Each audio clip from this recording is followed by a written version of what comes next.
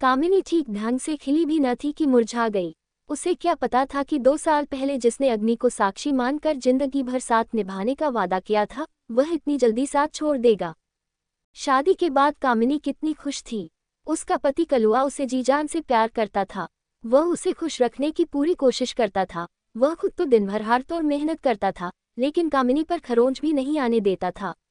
मोहल्ले वाले कामिनी की एक झलक पाने को तरसते थे, पर कामिनी की यह खुशी ज्यादा टिक न सकी। कलुआ खेत में काम कर रहा था, वहीं उसे जहरीले सांप ने काट लिया, जिससे उसकी मौत हो गई। बेचारी कामिनी विधवा की जिंदगी जीने को मजबूर हो गई, क्योंकि कलुआ तोहफे के रूप में अपना एक वारिस छोड़ गया था। किसी तरह कर्ज लेकर कामिनी ने पति का अंतिम संस्कार तो कर दिया, लेकिन कर्ज चुकाने की बात सोचकर वह सिहर उठती थी। उसे भूख की तड़प का भी एहसास होने लगा था। जब भूख से बिलखते बच्चे के रोने की आवाज कामिनी के कानों से टकराती, तो उसके सीने में हुक सी उठती। पर वह करती भी तो क्या करती। जिस कामिनी की एक झलक देखने के लिए मोहल्ले वाले तरसते थे, वही कामिनी अब मजदूरों के झुंड में काम करने लगी थी। गांव के मनचले लड़के छींटाकशी भी करते थे, लेकिन उनकी अनदेखी कर कामिनी अपने को कोसकर चुप रह जाती थी।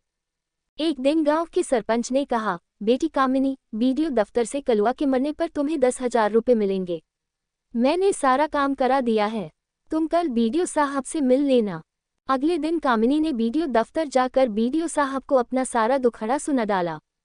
बीडीओ साहब ने पहले तो कामिनी को ऊपर से नीचे तक घूरा, उसके बाद अपनापन दिखाते हुए उन्होंने खुद ही फॉर्म भरा।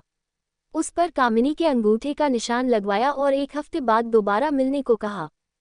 कामिनी बहुत खुश थी और मन ही मन सरपंच और बीडीओ साहब को धन्यवाद दे रही थी। 1 हफ्ते बाद लखिया फिर बीडीओ दफ्तर पहुंच गई। बीडीओ साहब ने कामिनी को अदब से कुर्सी पर बैठने को कहा। लखिया ने शर्माते हुए कहा, नहीं साहब, मैं कुर्सी पर नहीं बैठूंगी, ऐसे ही ठीक हूँ। बीडीओ साहब ने कामिनी का हाथ पकड़कर कुर्सी पर बैठाते हुए कहा, तुम्हें मालूम नहीं है कि अब सामाजिक न्याय की सरकार चल रही है। अब केवल गरीब ही कुर्सी पर बैठेंगे। मेरी तरफ देखो ना, मैं भी तुम्हारी तरह गरीब ही हूँ। कुर्सी पर बैठी कामिनी के चेहरे पर चमक थी। वह ये सोच रही थी कि आज उसे रुपए मिल जाएंगे। उधर बीडीओ साहब काम में उलझे होने का नाटक करते हुए तिरछी नजरों से कामिनी का गठा हुआ बदन देखकर मन ही मन खुश हो रहे थे। तकरीबन 1 घंटे बाद बीडीओ साहब बोले, तुम्हारा सब काम हो गया है।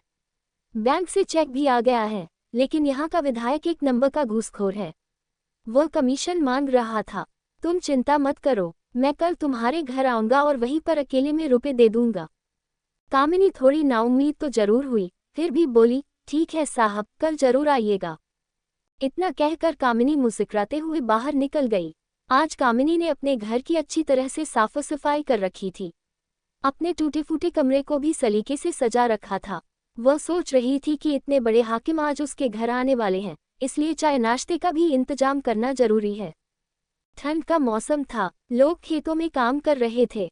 चारों तरफ सन्नाटा था। बीडीओ साहब दोपहर ठीक 12 बजे कामिनी के घर पहुंच गए। कामिनी ने बड़े अदब से बीडीओ साहब को बैठाया।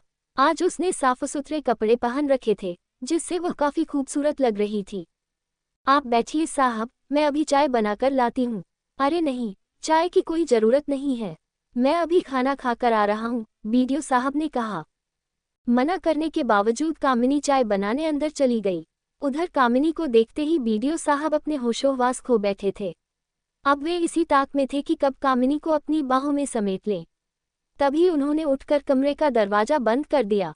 जल्दी ही कामिनी चाय लेकर आ गई, लेकिन बीडीओ साहब ने चाय का प्याला लेकर मेज पर रख दिया और कामिनी को अपनी बाहों में ऐसे जकड़ा कि लाख कोशिशों के बावजूद वह उनकी पकड़ से छूट न सकी।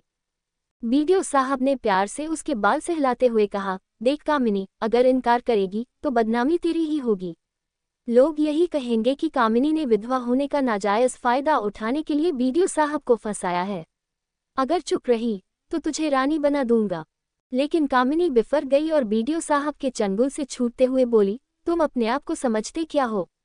मैं 10,000 रुपये में बिक जाऊंगी। इससे तो अच्छा है कि मैं भीख मांगकर कलुआ की विधवा कहलाना पसंद करूंगी, लेकिन रानी बनकर तुम्हारी रखेल नहीं बनूंगी। कामिनी के इस रूखे बर्ताव से बीडीओ साहब का सारा नशा काफूर हो गया। उन्होंने सोचा भी न था कि कामिनी इतना हंगामा खड़ा करेगी। अब वे हाथ जोड़कर कामिनी से चुप होने की प्रार्थना करने लगे। कामिनी चिल्ला चिल्ला कर कहने लगी, तुम जल्दी यहाँ से भाग जाओ, नहीं तो मैं शोर मचाकर पूरे गांव वालों को इकट्ठा कर लूंगी। घबराए बीडीओ साहब ने वहां से भागने में ही अपनी भलाई समझी और वहां से भाग गए।